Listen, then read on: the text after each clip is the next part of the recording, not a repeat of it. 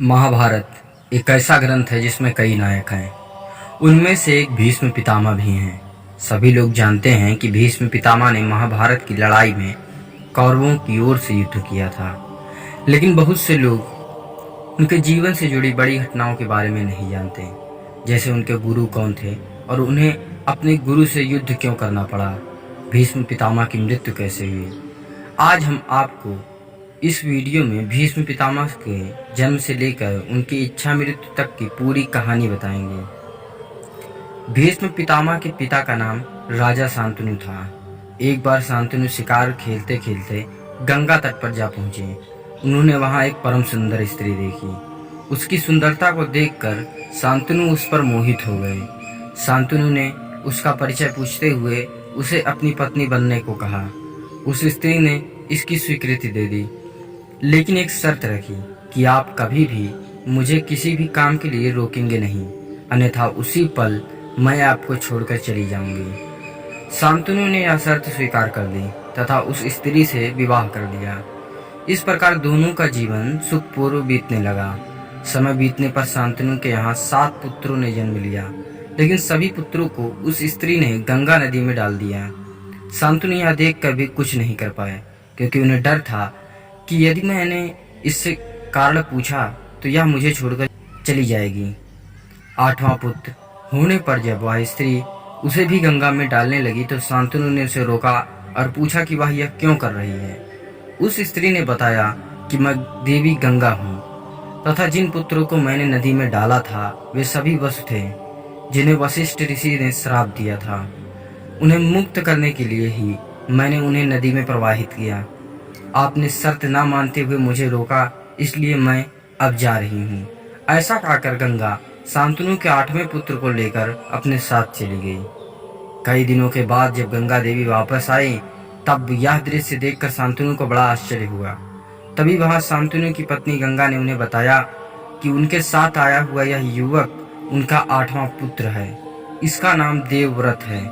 इसने वशिष्ठ ऋषि से वेदों का अध्ययन किया है तथा परशुराम जी से इसने समस्त प्रकार के अस्त्र शस्त्रों को चलाने की कला सीखी है। यह श्रेष्ठ धनुर्धर है तथा इंद्र के समान इसका तेज है। देवव्रत का परिचय देकर गंगा उसे शांतनु को सौंप कर चली गई। एक दिन राजा शांतनु यमुना नदी के तट पर घूम रहे थे। तभी उन्हें वहां एक सुंदर युवती दिखाई दी। परिचय पूछने पर उसने स्वयं को निषाद कन्या सत्यवती बताया। उसके रूप को देखकर शांतनु उस समय उस पर बहुत मोहित हो गए तथा उसके पिता के पास जाकर विवाह का प्रस्ताव रखा। तब उस युवती के पिता ने शर्त रखी कि यदि मेरी कन्या से उत्पन्न संतान ही आपके राज्य का उत्तराधिकारी हो तब मैं इसका विवाह आपके साथ करने को तैयार हूँ। यह सुनकर शांतनु ने निषाद राज को इनकार कर दिया, क्योंकि वे पहले ही देवव्रत को युवराज बना चुके थे। इस घटना के बाद राजा शांतनु चुप से रहने लगे। देवव्रत ने जब इसका कारण जानना चाहा तो शांतनु ने कुछ नहीं बताया। तब देवव्रत ने शांतनु के मंत्री से पूरी बात जान ली तथा स्वयं निषाद राज के पास जाकर पिता शांतनु के लिए उस युवती की मांग की। निषाद राज ने देवव्रत के सामने भी वही शर्त रखी।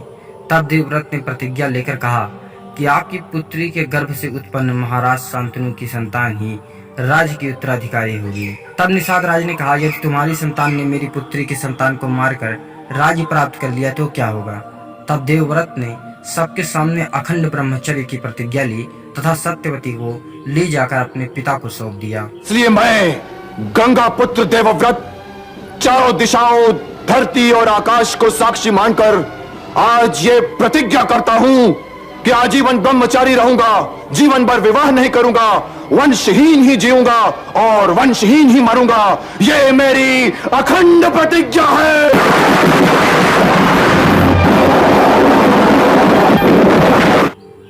तब पिता शांतनु ने देवव्रत को इच्छा मृत्यु का वरदान दिया। देवव्रत की इस भीषण प्रतिज्ञा के कारण ही उनका नाम भीष्म पड़ा। महाभारत के अनुसार भीष्म काशी में हो रहे स्वयंवर से काशीराज की पुत्रियों अंबा, अंबिका और अंबालिका को अपने छोटे भाई विचित्रवीर्य के लिए उठा लाए थे। तब अंबा ने भीष्म को बताया कि मन ही मन किसी और को अपना पति वह मान चुकी है। तब भीष्म ने उसे ससम्मान छोड़ दिया, लेकिन हरण कर लिए जाने पर उसने अंबा को अस्वीकार कर दिया। तब अम्बा भीष्म के गुरु परशुराम के पास पहुंची और उन्हें अपनी व्यथा सुनाई। अम्बा की बात सुनकर भगवान परशुराम ने भीष्म को उससे विवाह करने के लिए कहा, लेकिन ब्रह्मचारी होने के कारण भीष्म ने ऐसा करने से इनकार कर दिया। तब परशुराम और भीष्म में भीषण युद्ध हुआ और अंत में अपने पितरों की बात मानकर भगवान परशुराम ने अपने अस्त्र रख दिए। इस प्रकार इस युद्ध में ना किसी की हार हुई और ना किसी की जीत। अगले जन्म में अम्बा ने शिखंडी के रूप में जन्म लिया और भीष्म की मृत्यु का कारण बनी। जिस समय कौरवों और पांडवों में युद्ध शुरू होने वाला था, उसी समय धर्मराज युधिष्ठिर अपने रथ से उतरकर कौरव सेना की ओर चल दिए। कौरव सेना में जाकर युधिष्ठिर ने सबसे पहले भीष्म पितामह से आशीर्वाद लिया और युद्ध करने के लिए उनसे आज्ञा मांगी। तब भीष्म ने कहा कि यदि तुम इस समय मेरे पास ना आए होते तो मैं तुम्हारी पराजय के लिए तुम्हें श्राप दे देता, लेकिन अब मैं तुमसे प्रसन्न हूँ। तुम युद्ध करो, विजय तुम्हारी ही होगी। तब युधिष्ठिर ने भीष्म पितामह से कहा कि आपको तो युद्ध में कोई भी जीत नहीं सकता है, तो हम युद्ध कैसे जीत पाएंगे। भीष्म ने कहा, संग्राम भूमि में युद्ध करते समय मुझे जीत सके ऐसा तो कोई मुझे दिखाई नहीं देता। मेरी मृत्यु का भी कोई निश्चित समय नहीं है, इसलिए तुम किसी दूसरे समय आकर मुझसे मिलना। श्री कृष्ण ने अपनी सेना दुर्योधन को सौंप दी थी और स्वयं अर्जुन की तरफ चले गए थे और उन्होंने यह प्रतिज्ञा ली थी कि वह बिना किसी भी शस्त्र का प्रयोग किए ही पांडवों को जिताएंगे। वह युद्ध में हथियार नहीं उठाएंगे और निहत्थे ही पांडवों को विजयी बनाएंगे। युद्ध के 9वें दिन कौरवों के सेनापति भीष्म पितामह ने चारों तरफ कहर बरपा रखा था। एक अकेले भीष्म पितामह पूरी पांडव सेना पर भारी पड़ रहे थे। भीष्म पितामह अपनी प्रतिज्ञा पर अड़िग रहने के लिए जाने जाते थे। एक और जहां पांडव सेना पर भीष्म पितामह अकेले ही भारी पड़ रहे थे, तो दूसरी तरफ श्री कृष्ण निहत्थे होने के वचन से बंधे हुए थे और श्री कृष्ण इतनी शांतिपूर्वक सब कुछ देख रहे थे। वह जानते थे कि अर्जुन भीष्म पितामह का मुकाबला नहीं कर सकता, लेकिन उन्होंने अर्जुन से वादा किया था कि वो पांडवों को ही विजयी बनाएंगे। वहीं पर महाबलशाली भीष्म पितामह पांडव सेना को तहस नहस करने में लगे हुए थे। यही सोचकर क्रोध में आकर कृष्ण जी ने भीष्म पितामह को रोकने के लिए रथ का पहिया उखाड़ लिया, लेकिन भीष्म पितामह जानते थे कि श्री कृष्ण भगवान हैं, इसलिए उन्होंने अपने तीर धनुष एक तरफ रख दिए और हाथ जोड़कर उनके समक्ष खड़े हो गए।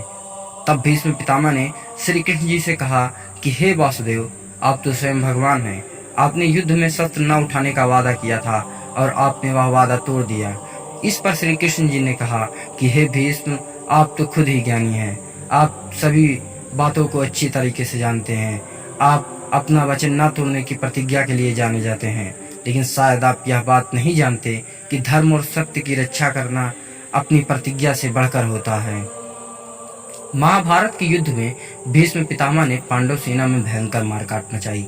पांडव भी भीष्म का यह रूप देखकर डर गए। तब उन्होंने भगवान श्री कृष्ण से भीष्म पितामह को हराने का उपाय पूछा। तब भगवान श्री कृष्ण ने कहा कि यह उपाय तो स्वयं भीष्म पितामह ही बता सकते हैं। तब पांचों पांडव भगवान श्री कृष्ण के साथ भीष्म पितामह से मिलने गए और उनसे पूछा कि आपको युद्ध में कैसे हराया जा सकता है।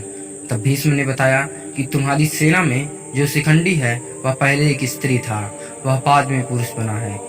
अर्जुन यदि शिखंडी को मेरे समक्ष मेरे आगे खड़ा कर देता है तो मैं उस पर प्रहार नहीं करूंगा और अपने धनुष और बाण को नीचे रख दूंगा।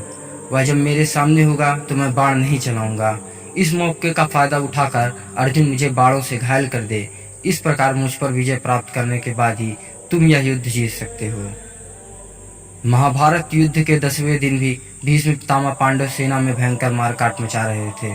यह देखकर युधिष्ठिर ने अर्जुन से भीष्म पितामह को रोकने के लिए कहा। अर्जुन शिखंडी को आगे करके भीष्म से युद्ध करने पहुंचे। शिखंडी को देखकर भीष्म ने अर्जुन पर बाण नहीं चलाए और अर्जुन अपने तीखे बाणों से भीष्म पितामह को वेधने लगा। इस प्रकार बाणों से छलनी होकर भीष्म पितामह सूर्यास्त के समय अपने रथ से गिर गए। उस समय उनका मस्तक पूर्व दिशा की ओर था। उन्होंने देखा कि इस समय सूर्य अभी दक्षिणायन में है, अभी मृत्यु का उचित समय नहीं है, इसलिए उन्होंने इस समय अपने प्राणों का त्याग नहीं किया।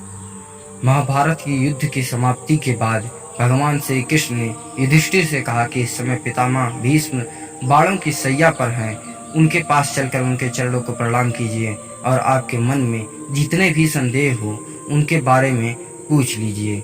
श्री कृष्ण की बात मानकर युधिष्ठिर भीष्म पितामह के पास गए और उनसे धर्म, अर्थ, काम और मोक्ष का ज्ञान प्राप्त किया। युधिष्ठिर को ज्ञान देने के बाद भीष्म पितामह ने उनसे कहा कि अब तुम जाकर न्यायपूर्वक शासन करो। जब सूर्य उत्तरायण हो जाएगा उस समय फिर मेरे पास आना। जब सूर्य उत्तरायण हो गए तब युधिष्ठिर सहित सभी लोग भीष्म पितामह के पास पहुंचे। उन्हें देखकर भीष्म पितामह ने कहा कि इन तीखे बाणों पर सहन करते हुए मुझे 58 दिन हो चुके हैं। उन्होंने श्री कृष्ण को संबोधित करते हुए कहा कि अब मैं प्राणों का त्याग करना चाहता हूँ। चूंकि भीष्म पितामह के पास इच्छा मृत्यु का वरदान था तो वो जब चाहे तब अपनी इच्छा मृत्यु ले सकते थे।